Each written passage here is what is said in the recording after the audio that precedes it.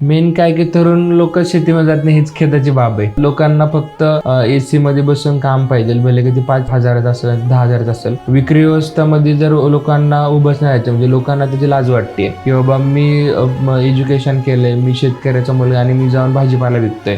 म्हणजे इतकी वेगळ्या पद्धतीने भाजी विकण्याची म्हणजे लोकांची मानसिकता आहे किंवा त्या पद्धतीने त्या गोष्टीकडे पाहिलं जातं. आजपर्यंत तुला कधी सलमान खान, अमिताभ बच्चन किंवा शाहरुख खान वगैरे भाजी विकताना कधी तुला कुठल्या पिक्चरमध्ये दिसलंय का?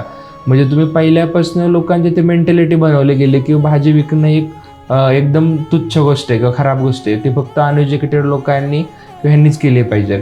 पण ह्याच्यामध्ये इतकं मोठं बिझनेस मॉडेल आहे आणि ती लोकांनी केलं पाहिजे. जास्तीत जास्त लोकांनी त्याच्यामध्ये उतरलं पाहिजे, पण ती होत नाहीये. त्याचं खूप जास्त दुःख होतं मला ज्यावेळेस ह्या गोष्टी सगळ्या पाहतो त्यावेळेस.